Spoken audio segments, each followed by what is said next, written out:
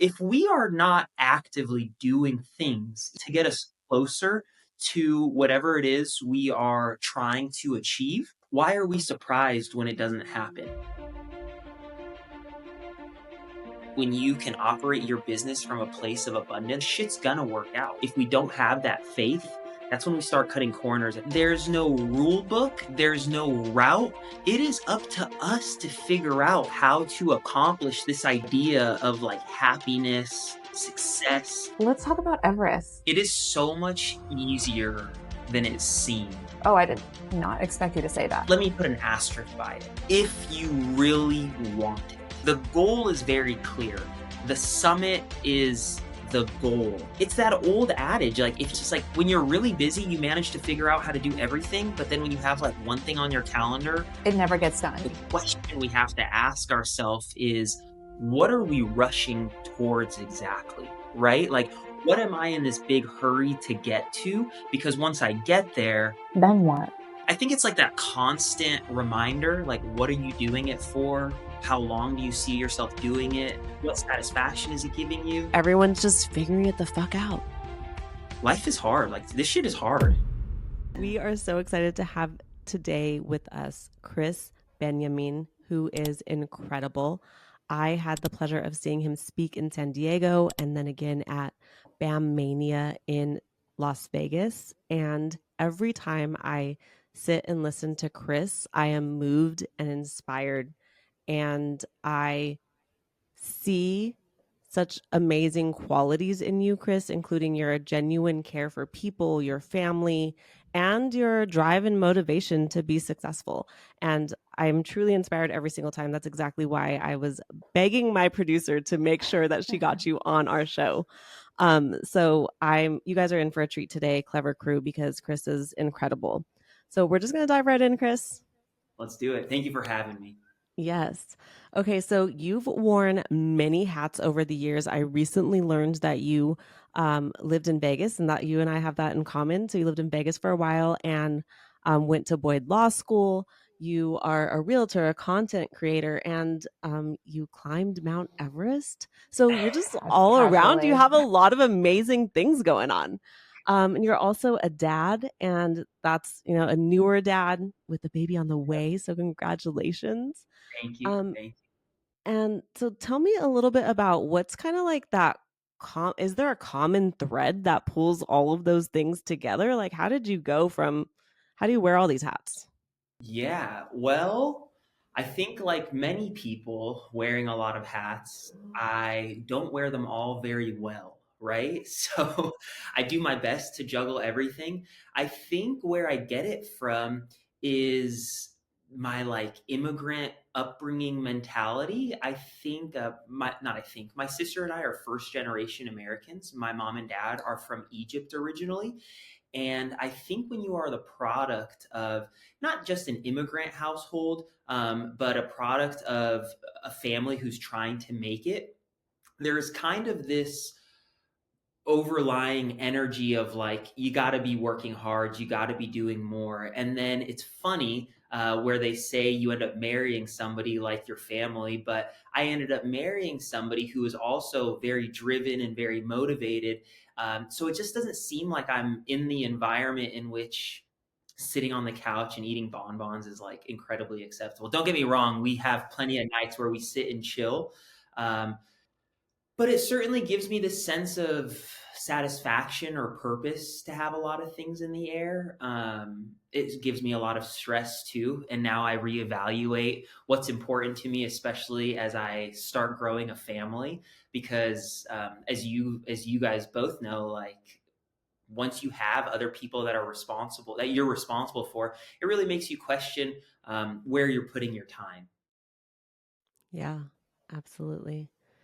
So you and Kat have this in common. Kat also comes from her mother's an immigrant.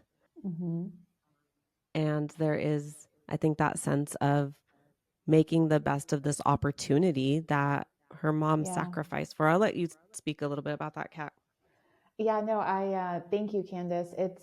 It's funny. The overlying like pressure or expectation of working hard was big. And it's like, get straight A's, do all the extracurriculars. I was in ballet for years and all the sports. And at the time I hated it, but now it's really taught me really good like habits. I don't want to say necessarily discipline, but just like my devotion to when I want to accomplish something, even if it's hard, it's going to be worth it once I have accomplished it. Yeah. And I love that we have that in common, Krys. I think with parents, they do everything they can to instill. I mean, isn't that the goal with everything that you learn or people that you surround yourself with? Is like, how do you take the good stuff and leave the bad stuff? Like, how do you pull the pieces to apply to your business and life and then leave everything else? And I'm really grateful for all the hours my parents worked and how much they sacrificed. I'm a second generation real estate agent now. So my mom and dad are both in this business. And that was Oh. really the big motivation in me getting into real estate, was having these great mentors that I could lean on, that I wanted to take advantage of. But as I have gotten older and now starting my own family, I recognize that mom and dad did the best they could with their circumstance. And now it's Mm-hmm. kind of up to me, the next generation, to take the good and kind of leave the bad. And as a young father, as a new father, one thing I'm really trying to figure out is, how do I make the money? How do I hit the goals? How do I have these sales, but then still be really present, right? And I think that's truly, maybe I find the answer in this podcast today. But, that's kind of the process that I'm working through now, is how do I get everything that I want, but still be, the dad, and still be the husband, and still be, the business person. Because I think that's really the struggle that I'm feeling now at 34, going to be 35 next year, is how do you wear these hats well, or what am I willing to get rid of to Mm-hmm. get the other stuff that I want? Like, do I want to make less money to be more present? Do I want to make more money and be less present? I wish it was easy. It was way easier before the baby. Way easier. So this is a selfish question. I love to use our podcast for me to learn and get answers to my own questions that I have. Um, but our baby is coming in January, and one thing that Dom and I talk about a lot that makes me a little nervous is that Dom and I's families worked really hard to get us to a certain, you know, economic financial level. And I saw that with my parents. I saw them from when I was younger to by the time I was in high school, by the time I was in college, like they really had established themselves. My mom's also a real estate agent. So I got to see and feel by, where we were living and what we were able to do. I got to see like the financial progress that they had made, and they brought us to an amazing place, right? And now Dom and I kind of took that torch and ran with it. And we've got to, we've been blessed and fortunate, and we've worked really hard to build these things that, our child is going to start in a totally different place than we did. My concern is that, will that mean that they don't have the same type of drive that Dom and I have, because they've started at this whole new level, and maybe they didn't have to earn it in the same way that we did? Is that a concern for you? Does that come up? Yeah, well, I certainly ask myself, like, what did my parents do? Because I don't think I'm a brat, and I'm not like addicted to drugs. Like, I pray, I feel like I'm a good person, and I certainly have that fear, is like, how do you avoid raising a spoiled kid, right? How do you avoid this like silver spoon mentality? And I don't know if I have the answer, because my kid is still too small to see if I've like screwed it up or not. I think they are learning behaviors, right? So I think that work hard, that grind, that discipline, even if they have abundance that you're providing them, the work ethic is what they are learning, right? I think what you need to be aware of, and what I am trying to be aware of, is, how do I take the best parts of what mom and dad did and leave the rest? So, like, I give you the example, like, they paid for my college, they bought me a Range Rover, they missed like me getting my first degree black belt, they never put me to bed at night. I had a live-in nanny that took care of me. I'm grateful for it all. I'm grateful for it all. But I understand that they sacrificed a lot to give me a lot. And now I'm trying to figure out, how do I accomplish what they've done, but put some bumpers on my life so that I can be the one that takes them to school in the morning.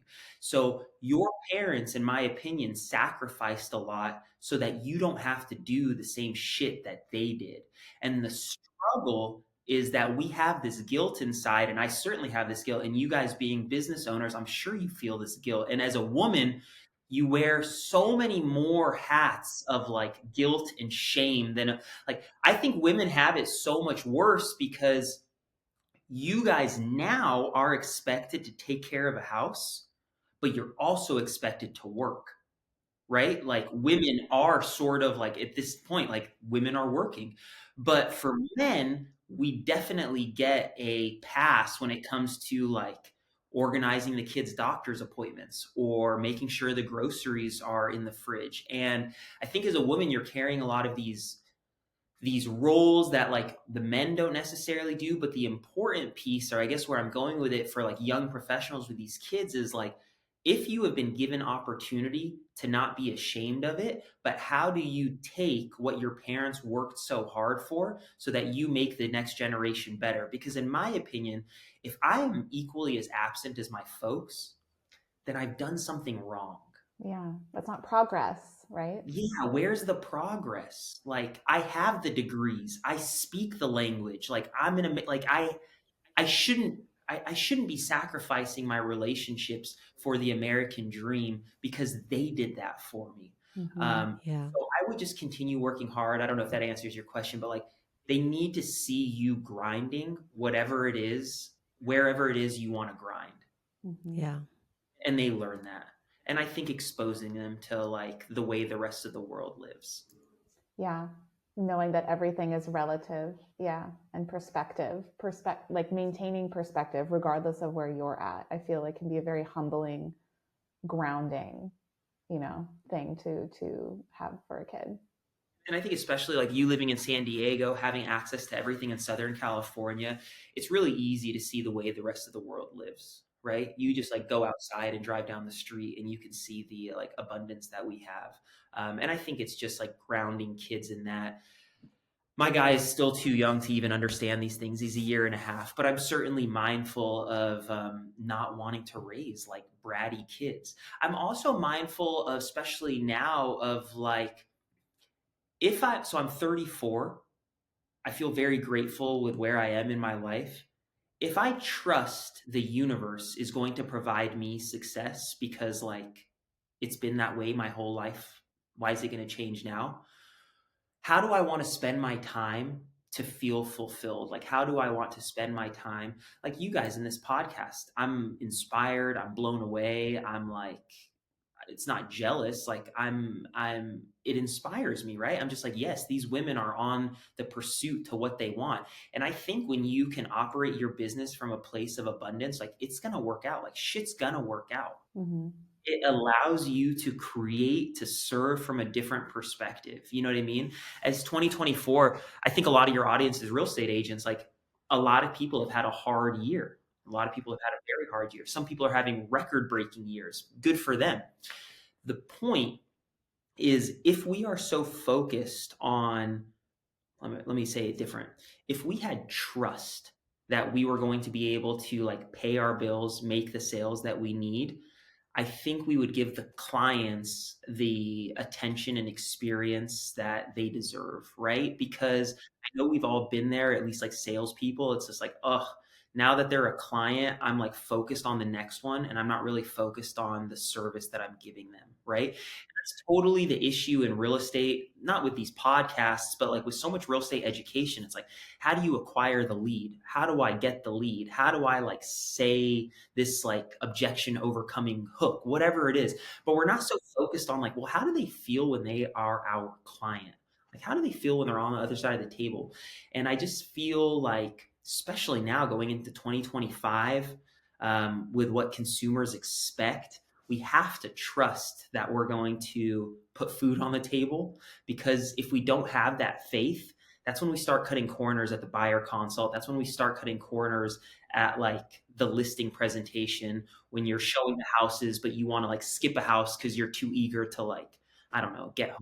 Get the next. Yeah, to get the Yeah. next one. You're operating from a scarcity mindset that's keeping you from thinking more expansively or building a deeper relationship. Exactly. Mm-hmm. And we know here at Not Nice Clever, we talk all the time about like, this is a relationship. This is not a lead. It's a human being Yeah. who has a desire that you could potentially help them with. Yeah, And that's very different than a lead, right? In air quotes, heavy air quotes for you that are listening. Mm-hmm. And that's, see, Kat, see why I invited Krys? Because, like, I isn't he great?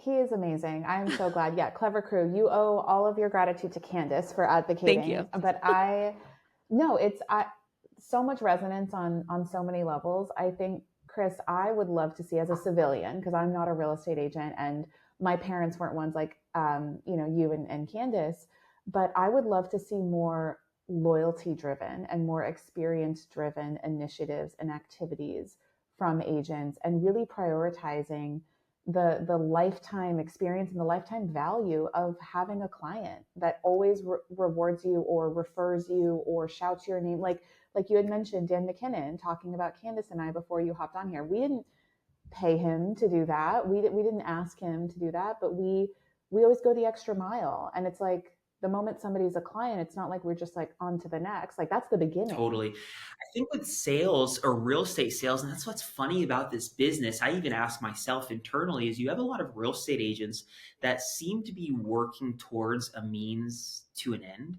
Like you have these guys who sell a lot of houses that are like on the pursuit to start a mega team. And then they're always saying it's like, you go to these events and you'll ask team leaders like, are you in production, are you out of production? You'll hear these agents be like, oh, I'm working to get out of production. And it's an interesting concept because if we are in this business with the mindset that you're going to be in it forever, I am less concerned if Kat wants to buy a house in the fourth quarter of 2024 or in the Yeah. third quarter of 2025.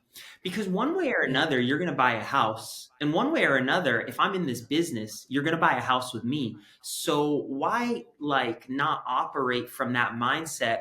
But I think that's the struggle is where do you think you're going to be in 5 years, right? And That's the question. this is going to be published in January, and I know we are talking towards the end of the year as we feel the need to rush through things, the question we have Mm, to ask ourselves is what are we rushing towards exactly? Right? Like, what am I yeah. in this big hurry to get to? Because once I get there, Then what? then what? You know what I mean? Like the content, the business, the health. I mean, that's been my fatal flaw. Like that has been this is my Achilles heel is if I don't have something that I am like laser focused to be chasing after, I have a struggle finding motivation to just like keep going every day. And that is Mm-hmm. not a good place. That's not a way to live, right? Like I know we need goals, but I shouldn't have to like sign up to climb Mount Everest to be motivated to go to the gym. I should just want to be healthy, right? Like I shouldn't Yeah. want to sell 100 houses to want to serve families. Like I should just want to like get up and pick up the phone if this is the business I'm in. So I think it's like that constant reminder, like what are you doing it for? How long do you see yourself doing it? Like where are you How do you want finding it to what does feel? it feel? Yeah, like what Yeah. satisfaction is it giving you? Life is hard. Like this shit is hard. There's no rule book. As much as Candace and Krys and I sound like we know what we're talking about, we are only just taking the next best step and trying to learn and be a little bit better than what we were yesterday, Right. than what our parents provided us. That's all you can do. Totally. And I feel a bit more comfortable. I think because this audience is real estate agents, I feel like I can be a bit more transparent. But I have a hard time, as I'm sure other agents have a hard time being vulnerable on social, not because I have issues with being vulnerable, but I have Clearly. issues. Like, clearly you are very open in the way that you talk here, but it's interesting that social media is different. Well, because you have to be mindful of who you are communicating to. So if I know that my social media is a mix of like real estate agents and consumers, but I still want the consumer to know that I'm consumer focused, I don't feel like it's safe for me to go online and be like, I'm having a mental health crisis, right? Like, I don't want my seller to Yeah. see me say I'm having a mental health crisis. And it's not because I'm shy about it, but because, like, I don't see Coca Cola doing that. And if they did, it would be bad, right? Yeah. But to the real estate audience, and that's the piece that I feel like is worthy for me to say, is like, I do have struggles. And it took me like 25 minutes to get to the gym this morning. And it was only my second time at the gym this week, right? And I am questioning everything I am doing before any of it goes out these days because I am just like a human and I want to get better. Yes. And I don't know if it's we're in our feelings at the end of the year, but like at the end of the year, you're just like, what the fuck did I do for the last 11 months? How do Yeah. I do next year better? Like, I don't know. I'm grappling with a lot of things, as I'm sure a lot of people are that are trying to get better. Hmm. Yep. I think that question of how much to share is too much on social. We have gotten that a lot, and I think the way that I have reconciled it in my head, and we've shared this on prior episodes, but it's like if you are going through a difficult time, go through it in private, go through it behind closed doors, do the work, heal, reflect, and then once you have gotten enough distance away from it and you can glean wisdom from it, then share. But don't share when you're in the moment, because you're right. Like to a potential, if I were your potential buyer or your potential seller, I'd be like, oh my God, is Krys okay? Like, I care about you as a human, but I don't necessarily maybe want to work with you as an agent. Versus if you were to talk about something, hey guys, I was going through something really difficult several months ago. Here's what I learned from it. Here's the steps that I've taken to grow, and here's how it's making me better I today. love that. Yeah, I Yeah. love that because I've been having that back and forth. Like, do I share to inspire people? But then I'm just like, I don't have it figured out yet. Like, I'm not comfortable. I heard a creator say one time, and I wish I remembered who it was so I can give them credit, but they said, share scars, not wounds. Mm, Yes. And that was really, that was like the visualization I needed to really understand that it is important to be vulnerable, and that is how you strengthen and deepen your relationships. But at the same time, Kat's right. Like, I wouldn't feel comfortable in being like, okay, this is the guy that's listing my house. He's clearly going through some major stuff right now. Is he actually Yeah. working on this? Like, I would have that doubt in my mind. But if I then see you in 6 months, you've sold my house at this point, and you're like, hey, you know, 3 6 months ago I was going through this thing, and it was a really dark place in my life, or it was a dark time, and Mm-hmm. these are the steps I took. And like, if you're there, I want to talk to you. I'm here for you. I get it. Then like, then I'm like, damn, Krys is going through all that, and he's still, made this like seem easy. Like, I Mm-hmm. appreciate him. I appreciate that. right. I think that's great advice. I love that. Share scars, not wounds. Hmm. Mm-hmm. Yeah, that's right Yeah. on point. So I want to pivot a little bit in the conversation here, because one thing that I am in awe of as somebody who is not like, I work out for my own mental health, right? And I don't have a body fat percentage goal. I kind of have like a flexibility goal, because I know flexibility is the key to longevity, a key. But let's talk about Everest. I would love to know, because the people that I have seen that accomplish great feats, it's less about the physical prowess and more about the mental prowess. I would just love to, like, what inspired it? What was it like for you? What have, Yeah. just share a bit about that. It is so much easier than it seems. And that's why climbing. Oh, I did not expect you to say I that. was not expecting that either. That No, shocked it me. it is way like let me put an asterisk by it.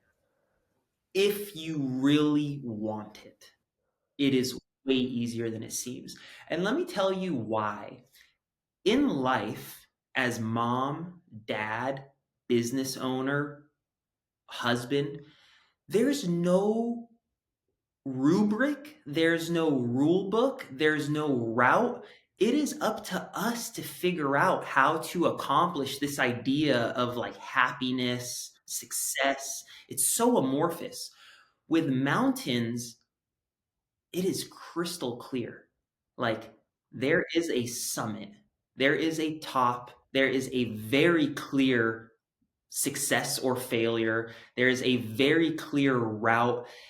And truthfully, you don't have to do anything other than put one foot in front of another and like focus on your survival, like focus on like your health. And that's why like when I'm gone for 8 weeks on these big mountains, like this year I climbed Aconcagua. It's the biggest mountain outside the Himalayas. And truthfully, when I'm gone from my family for 4 weeks, like for that last trip, I think I have it easier than everybody else because like I've got an itinerary every day. My wife is the one that's like, "Gosh, is he okay? I hope everything's all right." Like so for the fitness piece you have to be into, right? Like I put so many hours into training. I think that's why I don't want to run an Ironman. Is like I have no motivation to swim. I have no motivation to ride my bike. Um, you have to like the training because you put so many hours into training. Uh, so if you want to climb, you better enjoy hiking. You better enjoy having like a heavy pack, and you better like being outside. I think with big goals that are easy, I don't want to say to wrap your head around, but it just seems so much easier. There's an end. There's like a, you know, when it's going to be over. This is temporary. Exactly. It's like you know that the pursuit is, so this is the piece that's like sort of metaphorical and sort of philosophical is the goal is very clear. Like the summit is the goal.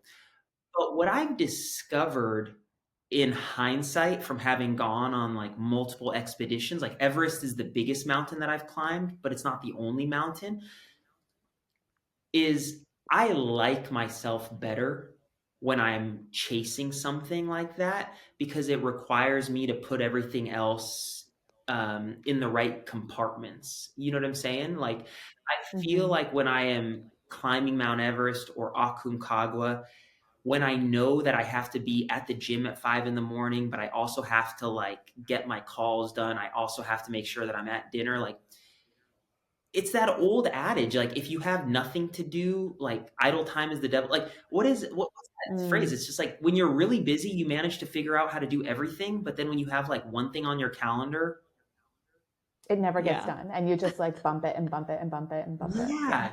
So like I think I in feel that. life when I was training for Everest and it was so overwhelmingly busy, but I was also so overwhelmingly like fulfilled. And so like my cup was so full. Um and what I miss about not being signed up for a mountain right now, and the hope is 2026 after the next baby. This is probably the first time that I'm publicly declaring it, but I think I'm going to go climb Denali in Alaska. It's the biggest mountain in the Americas. That Okay. is so 2026. I hope to be like pursuing this goal, and it's not the goal, it's not like the mountain, it's sort of everything that you have to be to get there. And I think that's the nice thing about big goals. Like it brings me closer to my wife. That's like a big piece of it is I don't think you have to Mm. climb big mountains to recognize mortality, but I would say that in high risk activities, it certainly makes you recognize that we're all human. And I don't it is what it is. Like I feel closer to my loved ones when I'm leaving before a trip because it's like I love you guys. It wakes you Yeah, it up. wakes you up, Yeah. you know. Um, and then like it just brings everything else to the surface that I think people neglect or they don't like recognize. And that's the piece that I'm trying to figure out now without having a big goal is I do feel good about myself going to the gym this morning. Like I am happy that I got out of bed. Um, I just have a hard time telling myself that when I don't, like, we're all still young. Like, I don't have the aches and pains of being an old man. And like, I know my wife is Hmm. saying you're doing this for like your health and vitality, but it's hard to tell yourself that when you're young and vibrant. Like, and I know I'm not 20, but I'm also not falling apart. You know what I mean? Yeah, I do. So, I mean, I encourage anybody. I think it was Jesse Seltzer. Is that his name? Jesse Seitzer? Jesse Itzler. Sitzler. You're talking Itzler. Itzler. You guys heard him talk about this thing called the Masogi? Yes. I He do talked about it remember. on stage when we were there for Forward. Yeah. Well, you guys correct me if I'm wrong. It's the idea of having something big that you do every year. Yes. Yep. Hmm. So my understanding is every year, all of us should have one, doesn't necessarily need to be a physical goal, but one goal Right. that kind of shapes everything that year. And I thought that was really beautiful because when you think about anything that you're chasing, like, or if I think about 2024, the most memorable thing of 2024 is probably climbing Aconcagua. And it wasn't because it was like Aconcagua, it was because everything that went like Into into it. doing it. Exactly. Yep. So I like that idea every year having something that kind of makes you find purpose in everything else you're showing up to. Of course, I Googled it while we were talking because Of course you did. I was like, I know what she's doing. Yeah, I love it. this is on Jesse Itzler's website right now. And it says, what exactly is a Masogi? I don't know if I'm saying that correctly. Um, it says it's an ancient Japanese ritual around cleansing and purification. And Jesse says he's taken the liberty to stretch the true meaning, and it represents a unique and challenging event that defines your year. That requires a journey of self discovery and transformation, pushing one's physical and mental limits to achieve a seemingly impossible goal. That thing gives you purpose and it cleanses your soul when completed. And he recommends once a year. I love that. Yeah. Mm, I just got chills. You have your Masogi, Candace, for 2025 already. It's called a baby. Yeah. This is mine. No, that's a beautiful. My mother is Japanese American, Chris. So I love that you brought up that principle. There's so many Japanese principles that I think can teach us so much, especially in American culture when we're so fast paced, we're so instant gratification oriented, we're so polarizing, can't even have a conversation. So thank you for bringing that up. And now I'm literally looking at, I have a big calendar for the year, similar to Jesse Itzler's big ass calendar, except for I got it color coded because it needs to look pretty in order for me to pay attention to it. And now I'm thinking, what's going to be my Masogi for 2025? Because I have a lot of other individual targets that I want to hit personally and professionally, but I haven't yet identified a big one Overarching. for, What's your, yeah. yeah, an overarching, like a through line. So, Right. I think that's why physical ones and health ones people like is because they're so definable, right? right, They're like easy. The route, they're not easy, but they're more clearly defined. right. And that's why when you say in business, even in business, it's like I want to sell 100 houses. Well, like, would you want to sell 100,000 houses? Probably not. Like, I Right. have this conversation all the time. Yeah. It's like, what is the goal? It's not about the number of transactions, right? Like there has to be a reason that you feel like 100 houses, and it's likely that you want to do something with your family or for yourself, like you have this goal for your own life. And Hmm. guess what? Selling 100 houses is probably not the only way to get to that goal. And so if you know what you really want your life to look like, maybe it's because you want more space and time in your life. Well, right. selling Hmm. 100 houses is not it, right? So let's really think about all of the possible ways that you can get what you want instead of, I think real estate agents jump to that, right? Well, more what? More work? More Hmm. transactions? Why more for what? Right. I mean, I'm really, so this will be year number 6 for me in the bit, 7. This is year 7 in the business. And as we get close to the end of the year, it's like I'm evaluating everything, right? So If I want to do so, the year's about to. We're getting close to the end, and I think we're gonna finish the year. Me and my mom. She's my teammate. We have like a small team of like admin around us, and I think we're Hmm. gonna close the year at about 55 million in volume. Maybe we hit. Congratulations. I Amazing. appreciate it. It was a good year. We worked really hard, like really hard, and Yeah. I've missed some things that I don't want to continue missing, right? Like I don't want to miss every dinner. So now I'm really thinking about next year. All right, I could do the same thing. I know that we'll probably make just about the same amount of sales. How do I do better? But better doesn't mean more sales. Better maybe might mean the same amount of sales in less time. Yep. Maybe it means less sales giving me more time. Maybe you know what I mean? Yes. So it's like how do you just fucking iterate better? Because like what's the point of it all? You know, what's the point of it all? And that's really what I'm trying to figure out now is how do I make dinners every night or at least 3 nights a week? How do I still provide? How do I not feel like I'm on this hamster wheel, you know? Like, I hope this is for somebody like the only reason I share the production is I want people to like identify. I want people to be able to identify. And the biggest issue is people thinking that like everyone has it figured out that they're watching on the internet. And I wake up every morning thinking like, okay, what should I do next? And that is not a place to start your day. It's the truth. Like, and I don't think I don't know. I'm trying to like give myself grace and give myself, I'm trying to give myself grace. Like I don't think we all have it figured out. I'm trying to get better. I'm trying to get off the hamster wheel. I appreciate you being authentic because I think Candace and I are at our points in our careers, and it sounds like you are too, Krys, where people will just look us up online or see our social content, see us on stages, and then think that it was like that overnight, and that we also have it all figured out right now because we're at this point. And we did not start here. We still have much to learn, far to go. There's so many different ways to go, and it's just all of figuring out the next best step while keeping an eye on that larger, Right. goal. I uh I struggled, Candace, in transparency at the BAM speech a lot because I've been grappling with a lot of these like ideas, a lot of these emotions, and it's not easy to go up there and share,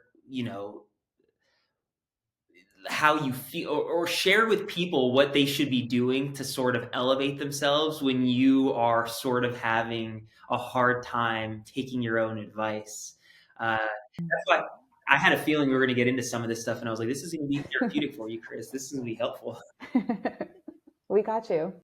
Yeah, but I think part of why we have Not Nice Clever is because we do want to share that we don't have it all figured out. And every single human that you look up to and admire doesn't have it all figured out. And I think for me, my light bulb moment of that is working with Ryan. And Ryan has amazing, incredible things going on all the time and so many opportunities. And we will still hop on a call and he will still say, like, what should we do about this? Like, what's the next right step for us? I tried this and this. Like, what do you guys think? I'm like, you're asking me?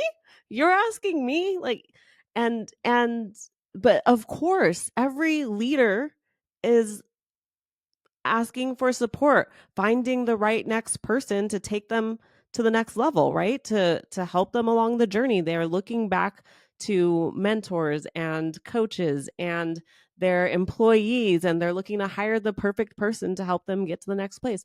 Duh. But why did it take me having to like work with Ryan and to like have that light bulb moment and understand, hey, at every single level, people need people and they don't have a clear path. It's not like they open a book and like, here's the instructions for your day. It's like, everyone's just figuring it the fuck out. 100%. And that's it. Yeah, and I think, gosh, you said like a couple like no one. Then I've been telling myself this no one is going to come fucking save you. Like, nobody is coming to get you out of whatever it is to get you to the next step. So I'm not going to name their names because I don't want to disparage their email newsletter. But one of the, it's not even disparaging actually, it just shows that they're humans. But one of the, I would say, top 20 biggest teams in America is in LA, right? Like selling billions of dollars, luxury, celebrity type shit. And right? It's like a Surhand. Yeah. It's not Surhand that I'm referring to. We know we're not in LA. Yeah. Yeah, we're not in LA yet. I get their weekly blogs, right? I was going through the blog, or I was going through their newsletter that they sent, and I was just like, these people's clients are these celebrities, these billionaires. And look at this email. This shit was made on ChatGPT. This fucking graphic was probably made with somebody on Fiverr. This market update from Altos Research they paid for, and the little like, this is identical to the same email that the person selling $250,000 houses in Bakersfield is sharing. You know, mm-hmm. Like, it was one of those moments I was like, they're doing exactly the same thing.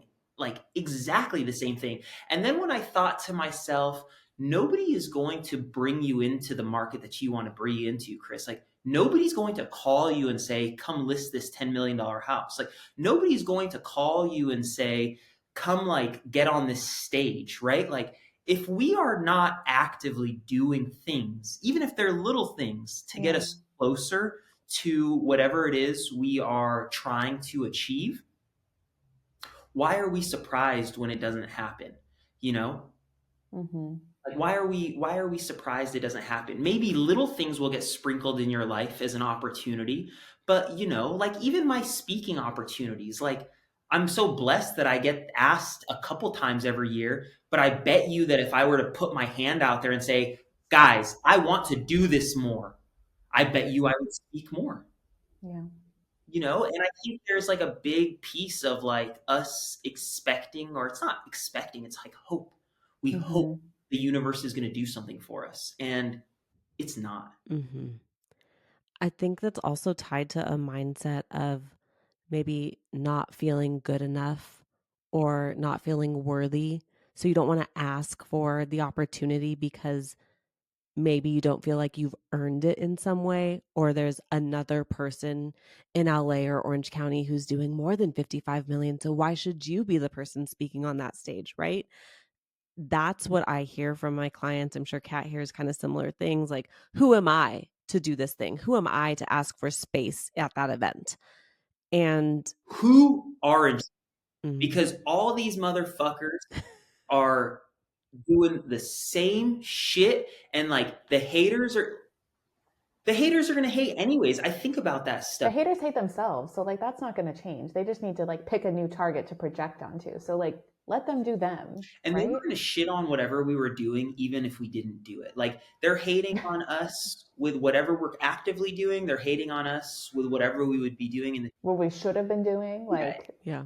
They're gonna motherfuck us one way or another. And I think like this I don't want to name. Of course, I'm not going to name names, but like I've had a couple of these epiphany moments where I've been scrolling or seeing people. I'll even say, you know what? He's on TV, so I feel safe. Ben Black.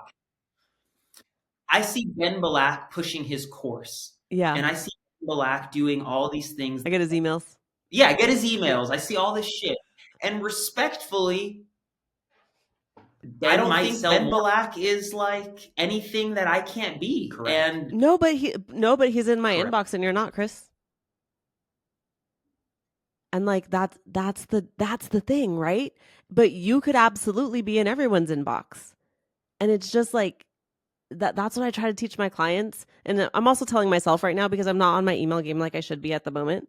And I know when I am, things are better. So, you know, no shame there, but it is something that I think about, because now we're like, well, Ben Black is everywhere because I saw him on TV. I saw him at that event and his name's in my inbox. So that must mean something about the quality of his service that's maybe different than Krys. And you know what? none of that is true. It's all perception, right? Like you could be this at the same level or even better than him, but you're just not putting yourself out there in the way that attracts the attention. And that's what branding and marketing is about, right? And that's why Kat and I love talking about this. But Yeah. that is, I hope, something that fires you up enough to take Right. the action that you could take, so that more people are exposed to you. And like so many of the incredible things that you said today, Krys, like I feel your values coming through in everything that you talk about. And like you're so genuine and you're so authentic. Like I want more I people to appreciate. see you. So if I could help, let me know. I'm not saying hire me. I'm just saying like I'm here as a friend. As like a cheerleader. I appreciate it. Yeah, absolutely. Well, we're all rising. We're all like lifting each other together, and I think that's everything we say yes to is obviously saying no to something else. But I think it is not bad, especially as agents feel like there's only certain things that they should be doing that are like money making activities, like be on the phone, be on the phone, be on the phone. We have to be recognizing that like the relationships is where it's at. So when the small business asks you to do the podcast and you're just like, what does that mean? Like, no, it means that there's two people that like you can make an impression on that like care about you. You know what I mean? Or when you're, I don't know, like at the Starbucks and you pay it forward, Mhm. right? It's like all of those are opportunities. And I think it's just us getting out of our own ways to know that, these opportunities are everywhere. That's it. That's it. That's the secret, guys. That's the secret you've been waiting for. I think we are coming to our not nice advice segment. So this is good. This question, they're not asking you to solve the mystery of life. So no pressure here. It's going to be a question on content, actually. So this was written in by a listener from our Clever crew. So they said, earlier this year, I set a goal for myself to create video content on social media, but I've been stuck in idea mode for months now. I'll spend hours brainstorming, tweaking, planning, but I never feel ready or motivated when I sit down to hit record. How can I push past these mental blocks I'm having? Great question. Miss Listener, whatever. Nobody gives a fuck about you as much as you think they do. They are going to watch the content that you've so like tirelessly worked on when they're pooping in the morning, when they are getting into their car, when they are in between appointments. They are going to give you a micro fraction of attention. So don't worry about what people think because they're so busy in their own lives. They're not thinking anything of you. Like they're not thinking anything of you. What you hope for is that when they need something, that you've popped up into the feed or popped up enough that you are top of mind when they need to make like the ask, right? But 99% of the time, we are an idea that they are going to scroll by and not give you even 2 seconds of their like bandwidth. So good. So good and so true. Sorry, guys. Sorry, I'm not sorry. They don't give a shit about it. Okay, so is there anything else you want to talk about before we close out? Because we do have a hard stop in 4 minutes, but is there anything you want to mention that we didn't touch on today? Like, I don't know, do you want to plug anything? Is there, how do people connect with you maybe? And we'll definitely drop it in the show Yes. notes. Oh, you're so sweet. So you can find me at Krys Benyamein everywhere. By the time this episode drops, I'm starting a school community to hopefully like inspire more agents. So if you look me up and you want to join us on school, by January, we'll be up and running. Amazing. Thank you so much, Krys. We appreciate your time. Thank you guys for having me. Thank you. Thanks for joining us on Not Nice, Clever. Remember to follow Not Nice, Clever wherever you listen to audio. And if you haven't already, drop that 5-star review. Share your takeaways. Tell us your story. We love to hear it. Signing off, you're not so nice, but oh so clever besties that mean business. See you soon.